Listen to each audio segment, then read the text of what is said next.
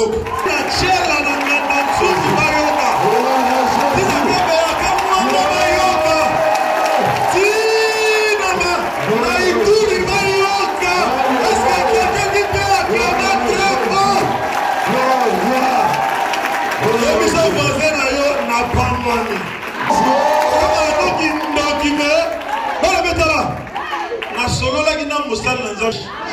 Appelé du haut de ce podium, l'homme de Dieu, il est parmi les gens qui ont commencé la JCC.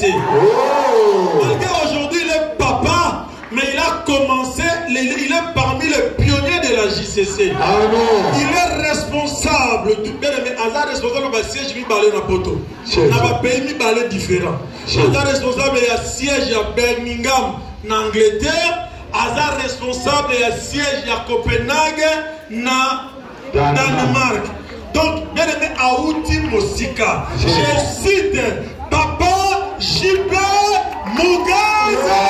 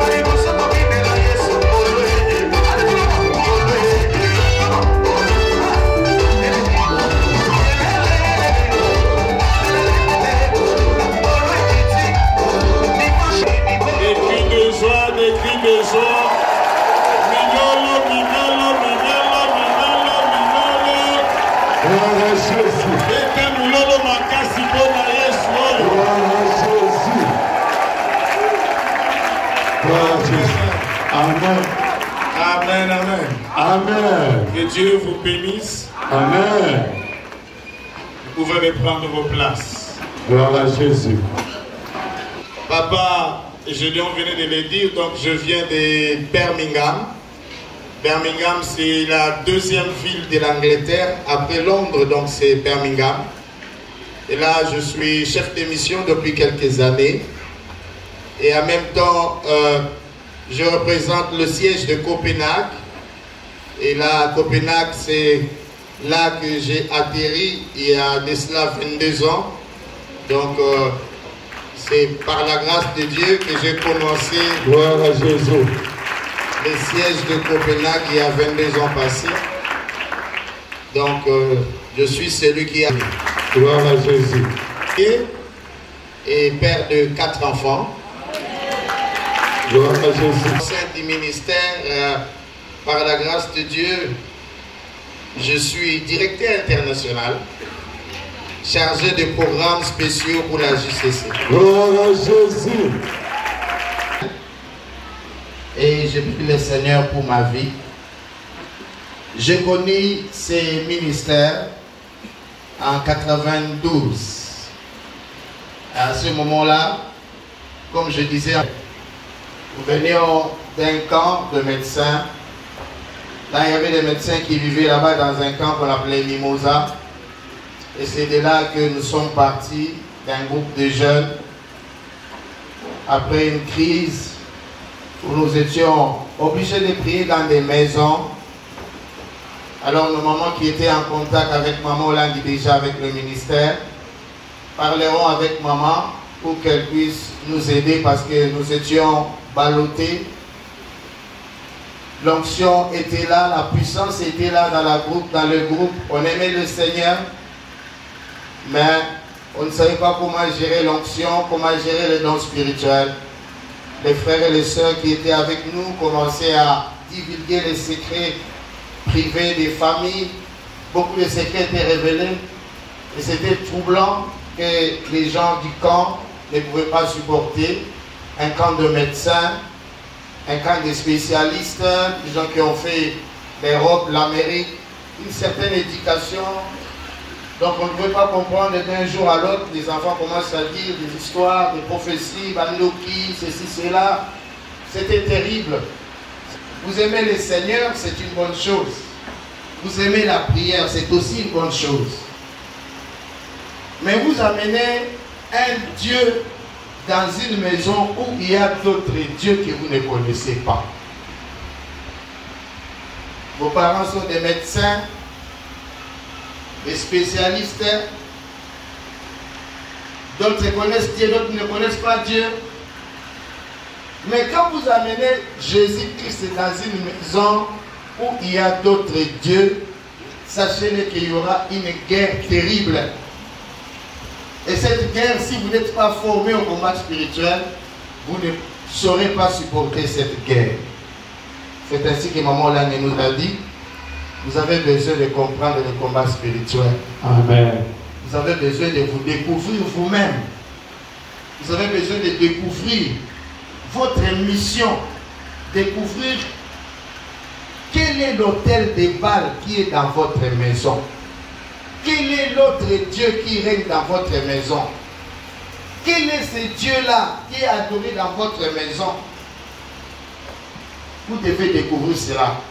Et c'est de l'enseignement du combat spirituel que vous allez vous découvrir, que vous allez découvrir votre rôle, que vous allez découvrir le système de votre famille, que vous allez découvrir comment faire face à ce système et comment établir le système de Jésus-Christ dans votre famille.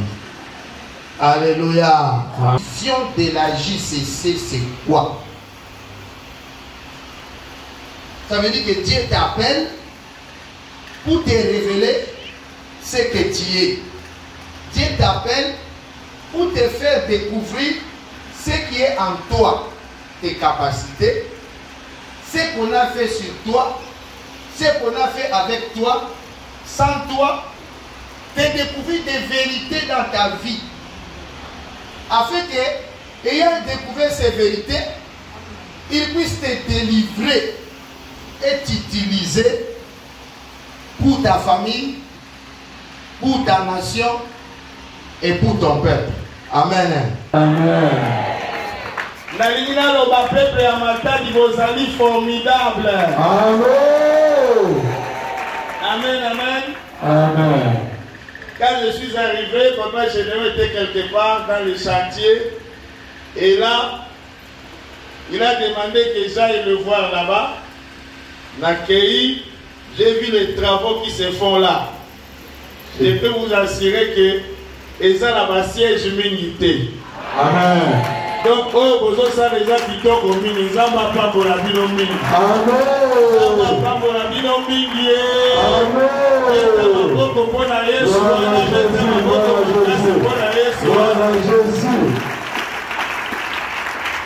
Amen. Amen. Donc, c'est que nous à la fière Nzambe wana.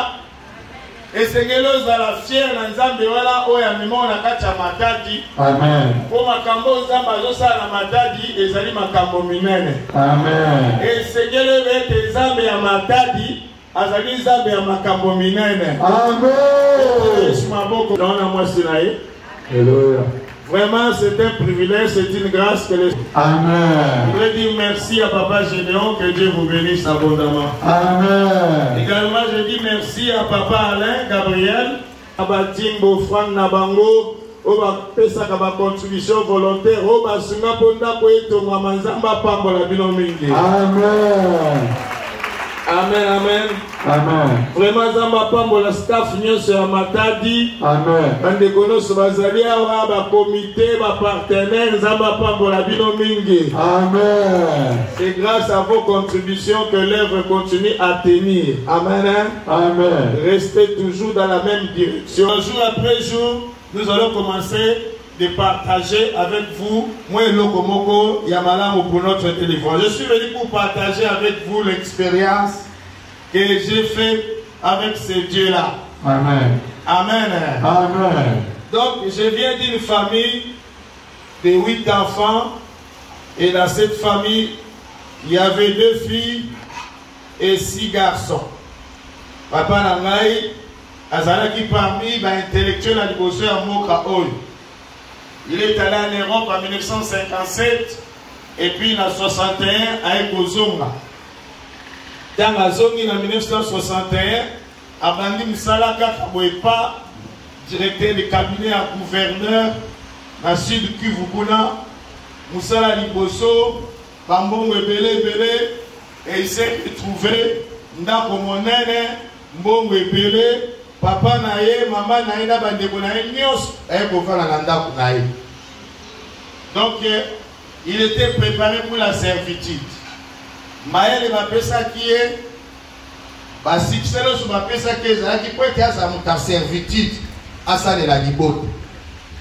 Maintenant, tu as commis kobo tabana, apoti-moi la liboso, apoti-moi la mibale, apoti-moi la misa. Libote allait va mourir a commis une attention mingi pour la moitié naïe.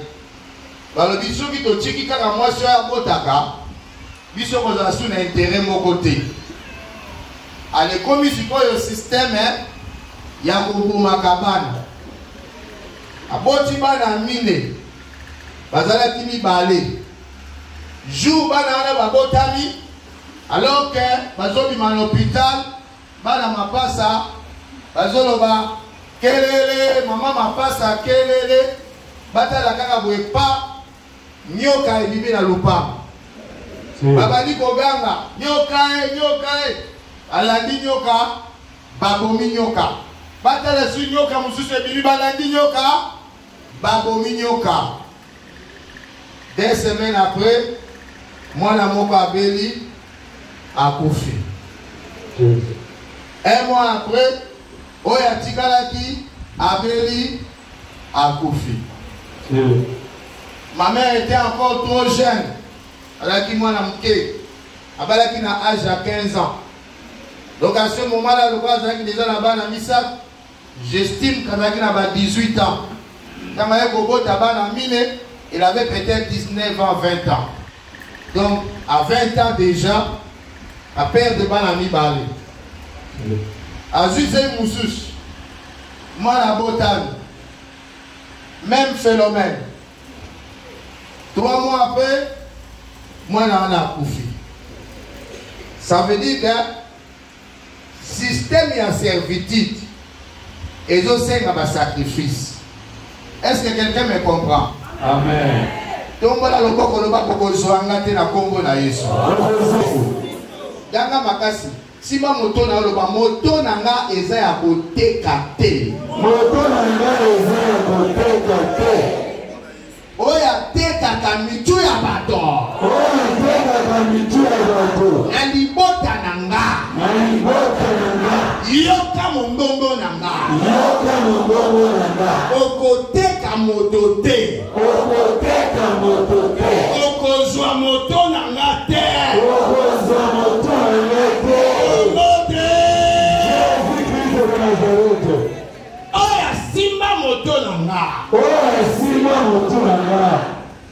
Oya simba suki ya moto nanga. Oya simba suki ya moto nanga. Na kati loboko na yo. Kati loboko na yo. Ika moto nanga.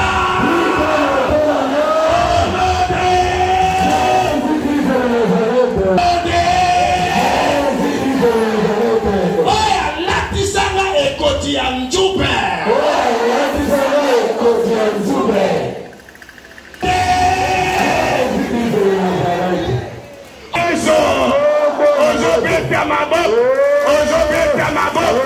Ozo moto. Ozo libéré moto. Ozo libéré moto. Ozo libéré moto. Ozo loba.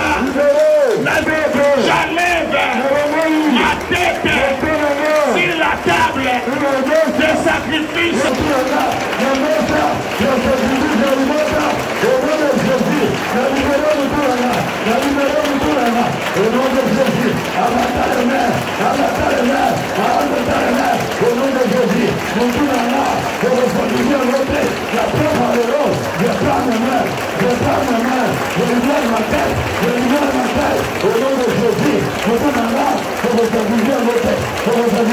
Merci Seigneur Jésus-Christ. Merci.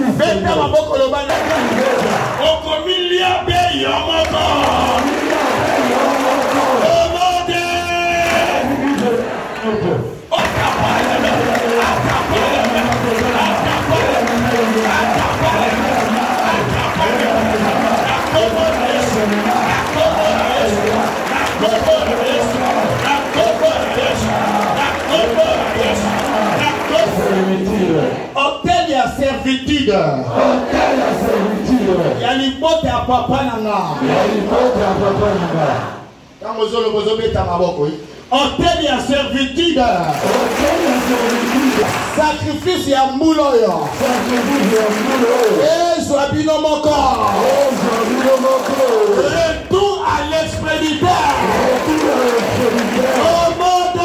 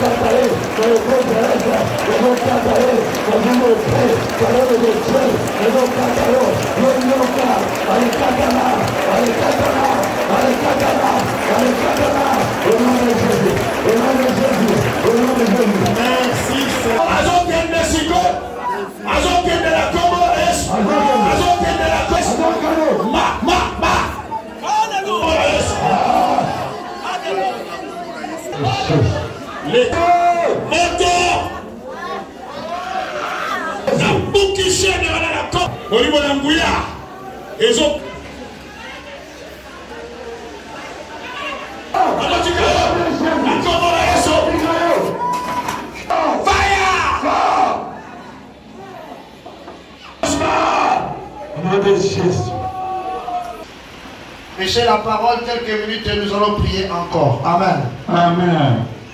Pourquoi faut-il être reconnaissant à Dieu? On a nini et c'est que ma copée sans âme et ma tonne. Voilà. Thème de la conférence, c'est rendons grâce à Dieu qui nous a délivrés. Ton père sans âme et ma tonne, Zambe oya kangola kibiso. Petro Tikala. Nanzela. Yalinoba oyo toyokaki. C'est ça le thème de notre conférence. Alors ce soir, rapidement, je vais parler un peu des mystères cachés derrière la reconnaissance. Amen. Amen. Nous devons être reconnaissants. Premièrement, nous devons être reconnaissants parce que c'est un ordre de la part de Dieu. Ezali etinda epa ya Nzambe ete tozala bato ya matondo. Alemie eloko akondima yango pe akotosa yango pe akolinga yango. Alors ceux qui ont reconnaissant te okondima jamais eloko nyoso bakosalela yo. Okozala toujours koima. Beaucoup d'enfants de Dieu, Dieu a fait beaucoup de choses dans leur vie, mais bazaka rabato ko ima. Kolela. Mawa. Okomone se mo la kati ya mutu wana te. Okomone elengi ya kibonzambe la kati na ete. Ozomo la ka mutu wana neti nzamba sala te na vie na ye. Pona nini? Parce que lorsque tu n'es pas reconnaissant, et ça la makambo ebele, ou ils ont bloqué la vie na biso, tout simplement parce que tu n'es pas reconnaissant. Les scientifiques ont fait des recherches. Balobi te mutu azali reconnaissant.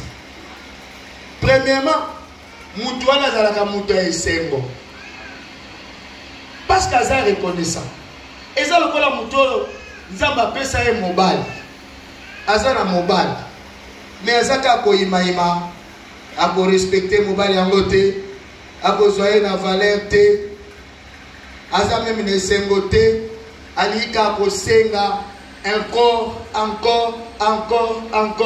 Pendant que batu musu baza koluka mobile bakozwa pe mobile te, ba musu bazwa bana, batu musu bazwa luka bana bazana bana te, batu musu batanga bazwa ba diplôme, batu musu bakoka kotanga te, ba échouer balebele.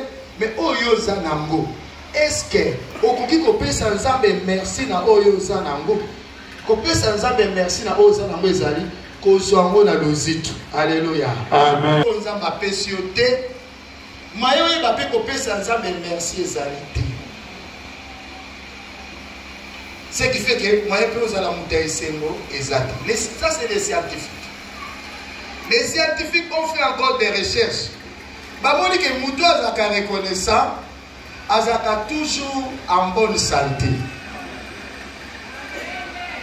Ça veut dire que nous sommes reconnaissants devant Dieu et devant les hommes, mais aussi la mythomicité, na mukoyo aussi. On peut se dire merci, on a dit naïo.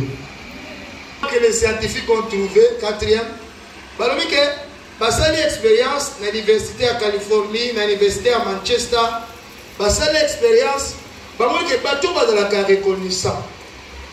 Baye baka ko garder ba relation na bato. Omoni ce qui mutu asale sio ozonge lobi en tout cas maman merci vraiment na sebe loko salaki.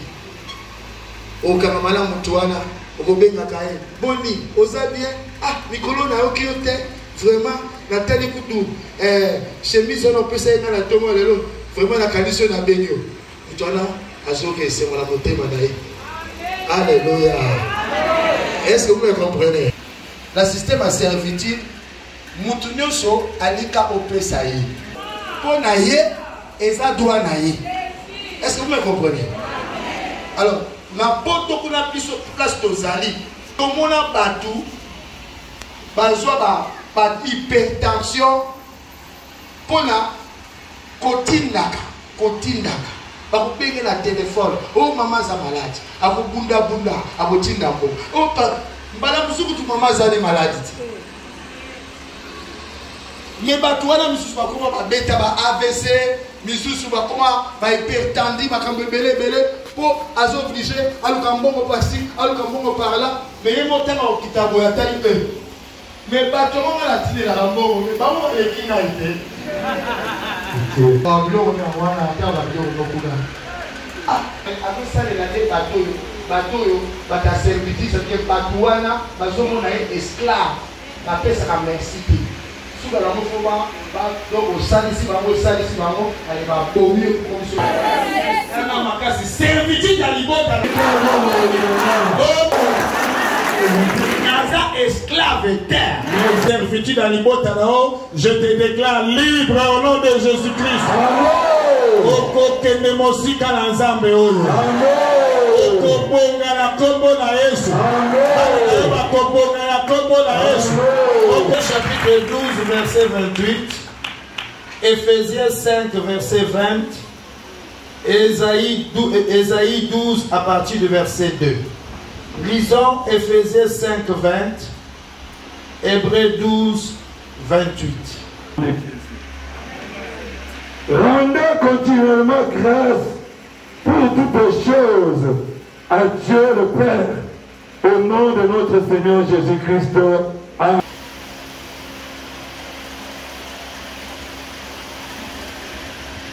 Je lis avec piété et...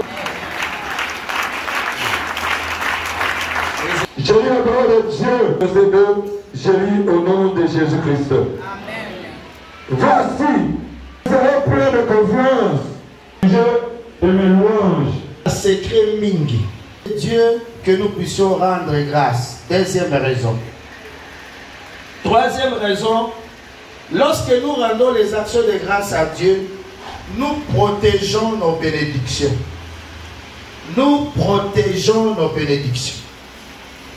Yamana lobai awa tangu mutapesi eloko songolo ozu yango na lozito otosi yango otali yango na miso nyonso ya esengo okobatela yango mpo omoni valeur na yango.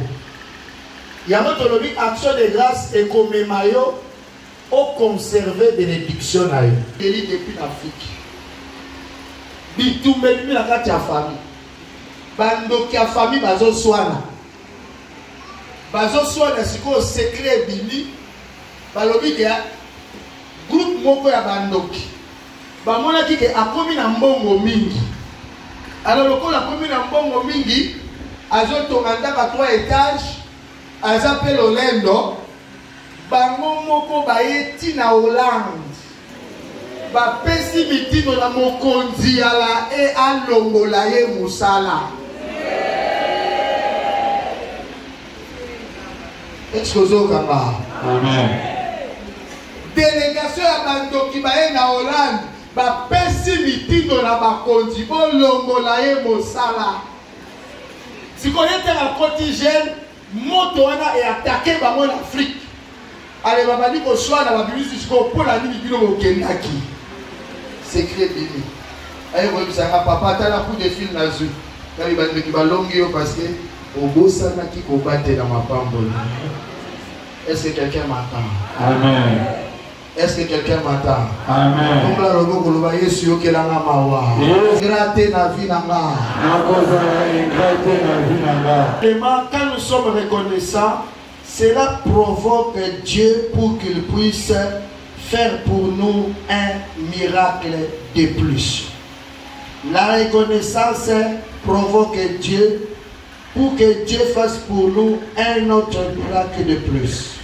Cinquième élément, la reconnaissance amène Dieu à restaurer ce qui a été détruit par les ténèbres. Donc lorsque nous sommes reconnaissants, reconnaissance c'est comme Manzambe a provoqué un miracle pour la vie. C'est comme Anne dans 1 Samuel chapitre 1. La Bible dit Anne était stérile et Anne était en train de chercher un enfant. Chaque année, Anne venait à Silo pour adorer le Seigneur.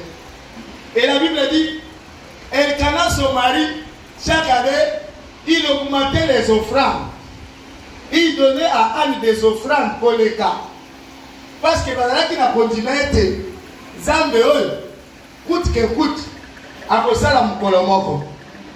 Et la Bible dit, Anne, avant lui, avec sa révélation sur la reconnaissance.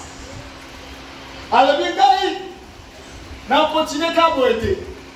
Et c'est que nous avons fait Sanzambe Lokomoko. Nous avons fait Sanzambe Lokomoko. Oh, nous avons fait Sanzambe. Nous avons fait déjà en avance. Ça veut dire que une stratégie à Bitumba. Oh, nous avons noté. Mais aussi, on a fait Sanzambe déjà que na kopesa ya minene. Alléluia. Amen. Reconnaissance c'est une stratégie de combat. Kopesa nzambe ya minene avant que yozwa. Wala zali technique ana utilizaki. Amona ki soki na zeli nazwa. Na ozelo bote. Mala una pesa ya minene avant que ngana zwa. Azo senga mwana. Balobi soko pesa nga mwana. Na kobonzela yo ye. Soki opesi nga mwana na kobonzela yo ye. Zamba tala bia technique na ngai. Ayebi ba technique. Ayebi ba technique. Nzamba lobi au fait eli kende sakola pona mwasi la kwa ba technique. Pendant que Anne était en train de pleurer, dans l'appliquer technique de reconnaissance, Madame Gonzamba Ebisieli, que ne koloka la mwasi wana, Tu as été exaucé. Alléluia. Amen. Alléluia. Amen. Acclame le Seigneur. Yépe Lissus. Mobile a Koufi. Et l'autre m'a longué Zate. Route la Moabit Atali. Atali Naomi. Abi oi. Bokilo Nanga. Bokilo Nanga gentil. Bokilo Nanga semble la bien. Bokilo Nanga Israël. Nanyo Solamoni. Nabotika été. Nabotika été. Nabokaka manaza menae. Menae bi. Nenge nabokene nae. Zamba botika ngate. Amen. Zamba botika ngate. Amen. Route la Moabit. Abandi Kolanda. Naomi. Alors ton Dieu sera mon Dieu. Ton peuple sera mon peuple. Amen. Et Zalakini. C'était la reconnaissance. Bokilo Langa. Asa Koli. Mobali Langa Koufi. Mais Bokilo yo. Na Boboa Kaete. Na Bola Boulibota na Esalelinga. Na Nene to vive na Bango Bazalaki bien. Na Botika été. Et Dieu a vu la reconnaissance des routes. Parce que le Wanzan de l'Obit, elle allait glaner. Alors quand il dit à Mike, elle a sa maman Bokilo. Maman Bokilo Léa. Maman Bokilo Mela. Et lorsque l'homme qui voulait l'épouser l'a vu, il dit, je sais ce que tu fais pour ta belle-mère. Ta récompense sera entière. Alléluia. Amen. Acclame le Seigneur avec lui. Sois reconnaissant. Amen. La onza masale la yo, zala reconnaissant. Tala esika yo uti. Soki na lelo na ye pa na bino lelo. C'est pas un motif de reconnaissance à ce Dieu. Amen. Nous sommes les gens que le Seigneur a ramassés. Na libula bandoki. Na libota na nganya na terre, na ya kote. Papa na ngai. Bamemai na poto pas à la prêtre. Par contre, c'est la petite séminaire. Jour où il va consacrer prêtre. Papa n'est à l'objet. Moi, je n'ai pas comme prêtre. Ce qui vont latifier sous ta ligne à commis boma. C'est comme ça que papa n'a pas. À 4 ans, je suis sous ta noire. Si a un kogota, kobal. Mais je n'ai pas posé la moussari en ça.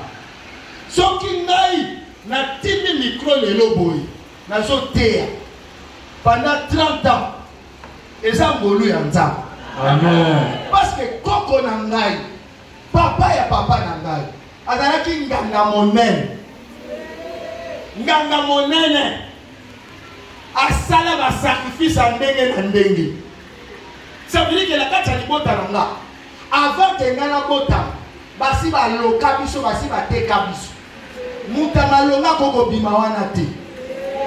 Koko wana zalaki soki batu baye koluka mbongo ya kobeta bekatation azui mbongo na ba génération ekoya apesi na ba client na ye. Batu baye koluka bana akobeta bekatation azui bana na ba génération ekoya apesi ba client na ye. Siko biso le toye ya na na liboso. Akomi kaka na deuxième CO. Papa n'a pas inspecteur et enseignement. Ayeba na ki makas. Mouto mayen. Premier préfet noir na télé de Bagira na Bukavu kuna. Premier préfet noir après les blancs. C'était mon père. Mais moi na comme la deuxième CO moi na Bosso. Alors oui, je ne suis pas fait pour les études. Alors il m'a dit, Moutou Langa, et dans Moutou à la cité. Mais Batinos m'a dit que papa n'a pas dit que Moutama ma casse. Y'a un ami balé. Y'a peut-être la promo qui est la troisième wana. Troisième de l'humanité. Mbalamoko Ngai, na lingina bala. Na botaka mlani la été. Allez, Malamoko cycle court, coupe couture. Nazota la bande konanga. Yami sato, ndenge moko. Yami ne. ndenge moko nazotala bandeko na nga eza nini yango etindaka bato bakata classe eza nini ganga makasi na boyi yango lo de Jésus bateka na nzungu bateka la monde ya ténèbre bapesa papa na nga mayele me bapimela bana mayele bapesa ye diplôme ebele me bapimela bana badiplôme est-ce que bozokanga kanga makasi ekozwanga te na kombo na ye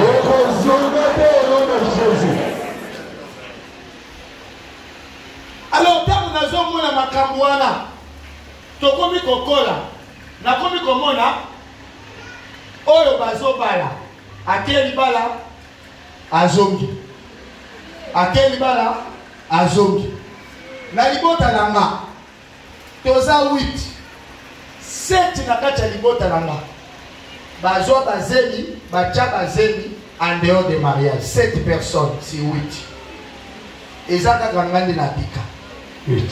Est-ce que vous comprenez ça? Amen.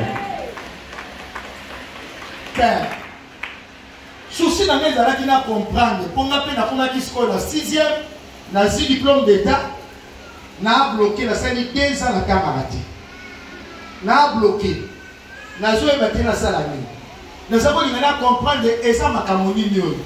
Et ça nini, oye tangi biso. Et ça nini, oye bloqué biso. Les bien-aimés, nous allons permettre de comprendre les matins. Jour moko, tu vas venir là, nous allons la démarche de notre grand frère dans le Portugal. Donc, na fumola boy, grand frère. Oh, grand frère. Oh, grand frère, oui, les Anglais. Naturellement, grand frère. Oyelibi. Alors, il y a un petit keba. Na Kibiliwa. Au Kibiliwa. Oh, ma moni yo ebe amote. Akoti na ndaba. Na simi mutu na eh. Mutu fala ti na tike ye mokaye. Siko tike ko uta. Voilà. Avec nous expliquer là. Oh non, vraiment. Naza menacé, na poto kuna, na moni moete, il fallait qu'à nazo. Na moni makamazo le na nzerati. Na bi grand frère, na moni tokele na le prière. Veillez et à prier les alaki na parc à l'époque. Toke prière, boutou prière. Quand vous priez les séries na tombe. Grand frère a vendu nien. Tobani kozo manda. Alors qu'il a petit, sauf qu'il a yébaka. Dalina qui n'a zongati. Abi petit, batouana ba mystique ngai. Rabinin. Et le grand frère commence à me raconter maintenant ce qui se passe. Grand frère a dit, petit frère, j'ai payé ton ticket. Et j'ai fini le ticket. Je devais maintenant t'envoyer le ticket pour que on s'en la démarche pour y poto. Mais tala likamuna moni. J'étais à la station de service place na salaka. Na telemi na moni voiture ya papa la biso o ya Kinshasa. Et continue la station et telemi. Nathalie na lobi, oyo voiture ya papa ou bien voiture ya papa te. Na poussani na moni papa na volant. Alobi na zongi sima. Nathalie ma voiture mususu, eza ma voiture ya poto. Mais Nathalie voiture ya papa na moni eza voiture ya Kinshasa na plaque ya Kinshasa. Mon grand frère me dit, je suis entré dans mon bureau, na qui la trouble les yeux dans mon tout. Na komo kanabisa kalangai. Na bandi ko kanabikanda na nganyo so na chango na ba carton. Na zo kamingongo ezolo balanga. Ozo kende Afrique sikoyo. Grand frère na lobi, abimi na bureau, atali tableau à publicité comme à Coca-Cola wala amoni lomina e bimi na tableau wala bakomi zonga Afrique sinon okokufa. Oh Jésus. alobi nazolota ou bien eza réel akimi alobi na kota na libulu ya métro akoti na libulu ya métro amoni tableau mosusu batie elongi na ye bakomi zonga Afrique sinon okokufa. Monsieur.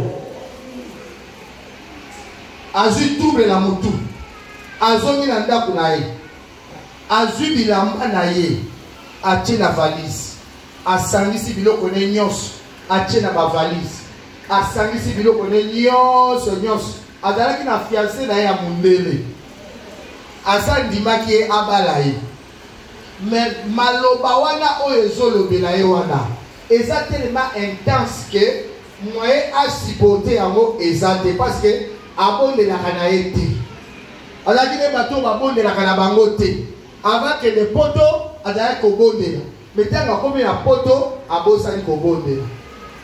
Grand frère nanga kangi bisaka azalaki na permis de séjour te mais place azalaki kosala c'était un milliardaire ayebali na kati ya Portugal alobi na ye yo oza gérant nga moko na kosala na kopesa yo séjour yo kosala epa na nga moko na kopesa yo séjour naza na barelation na kopesa yo séjour donc azosala badémarche ya séjour eza en cours mais akanga bisaka ake na agence tike oyo asombaki na kombo na nga achange kombo atie kombo na ye yango nde aya nango na Afrique. eza nini mutu alingi asalisanga na kende nde mutu azozonga natuni grand frère oza na mbongo tike ya kozonga abi eza nango te mais eloko nini ya malongo oza nango abiseli nga chenette ne moko ya or babage na ye ya or bilo bamontre ya or abi oyo tito kozwa client toyebi te osala kobele te problème nini ezongisi ye parce que na nzungu ya grand-père mutu moko akoki kobonga te mutu moko akoki komata te ntango nzungu wana emoni te akomi kosala na station akomi na mbongo alingi azwa leki na ye na ye na poto balobi oyo wana ifo tozongisa ye kanga makasi ngai te. J'étais déjà dans la JCC 1994 comme on a obéi troisième jour alors tu vas boiter dans les boulous atidi dans les boulous pou dans la côte de la carte du boulou lebe alinga bima na libulu boy atala na likolo ya libulu papa na biso asimba likonga azo Israël tika la kuna oko bimate tika la kuna oko bimate grand frère la muki na to ma bisi na petit frère viens oyo aza suspect. Oh Jésus. Petit frère, viens à Binoyo. Antoro a suspect. Oh Jésus. Et ça, tu le parles français là-dedans. Est-ce que vous comprenez cela? Amen. Tu solo la philosophie, politique, football. Tu discutes. C'est la théorie du nene. Na ebele ya Argentine ye. Abetanga ite tinenge na zabwe na abetanga te ni mbata ni fimbu ni no ye alobaka azalaki koloba. Ça veut dire que un papa modèle mais biloko akati biloko akati. Est-ce que vous comprenez cela? Est-ce que vous comprenez cela? Ganga makasi na boy kindoki kindoki ya libota nanga oya simba njungu yoka mongongo nanga oya simba nzungu ozala papa nanga ozala mama nanga yoka mongongo nanga ma volonté par le Saint-Esprit nakati bashena bashena ndungu ndungu ya libota yoka mongongo nanga napandi ndungu atapa le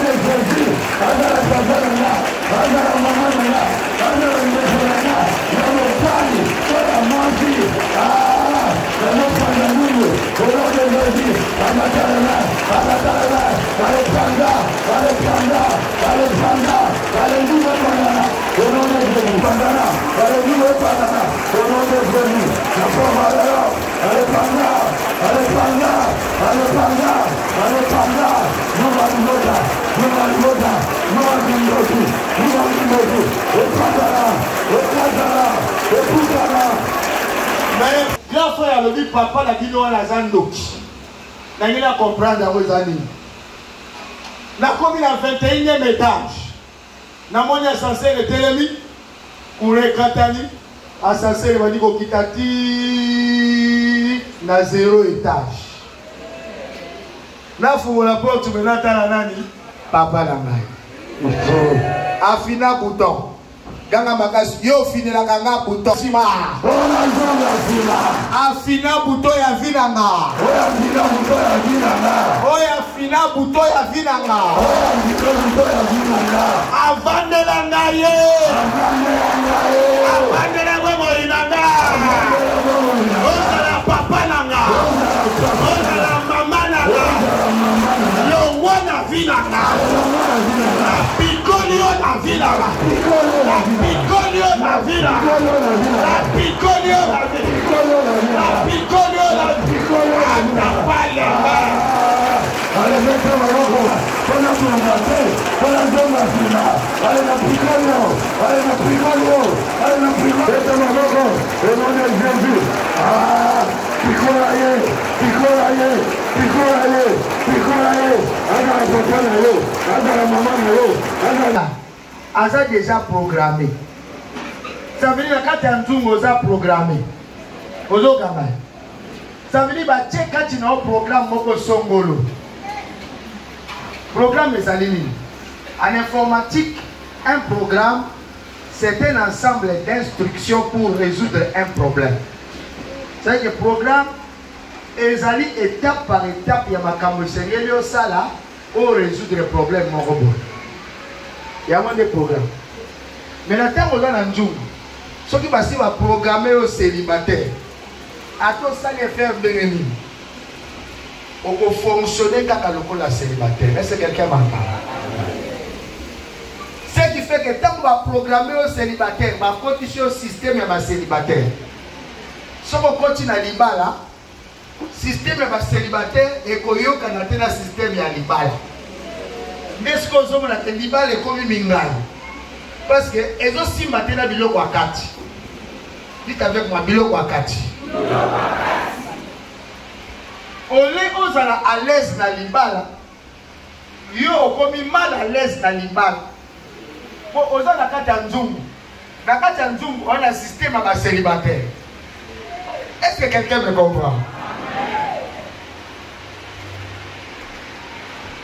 Néanmoins, d'abord, on dit que ça n'a pas fonctionner. Après ça, il s'en va dans la mais bana yemoko, après ça, il s'en va. Il fallait maman nana bunganaye. Des fois, à rentrée scolaire, là, ti la septembre, attaque cahier, attaque bic, attaque uniforme, et son mamati. Mais dans l'autre temps, bana bande konaye, bana à gauche, bana à droite. Atindi kuna, mais bisomo. Est-ce que vous entendez? Système.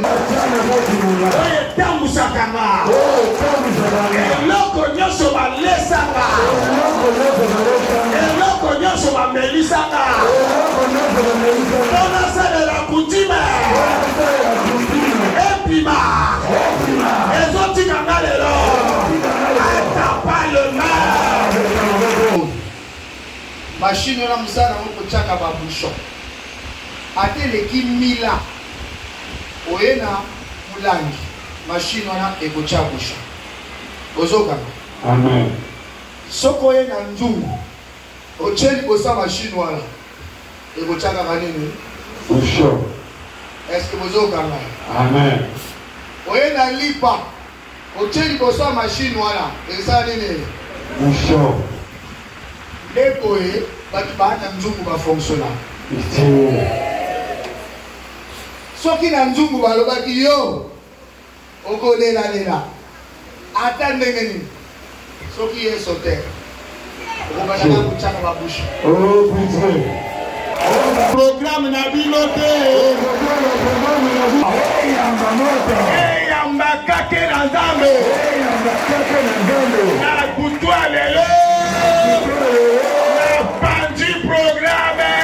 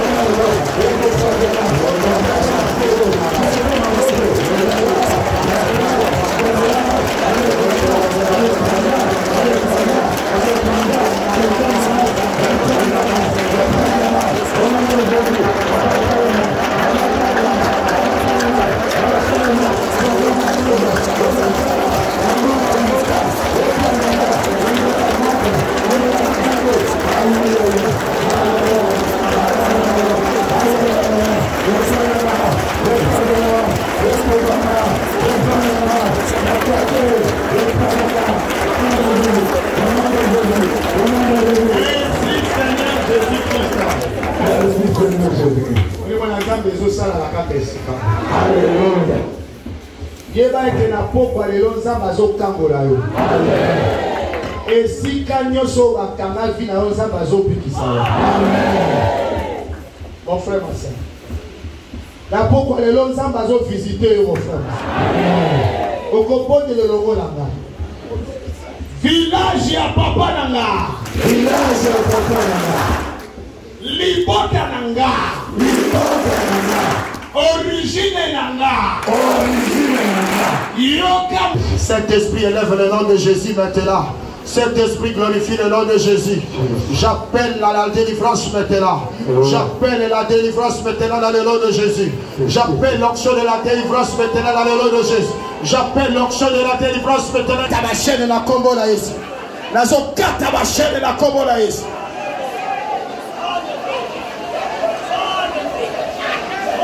Nazo kata ba chaîne la combo la ici.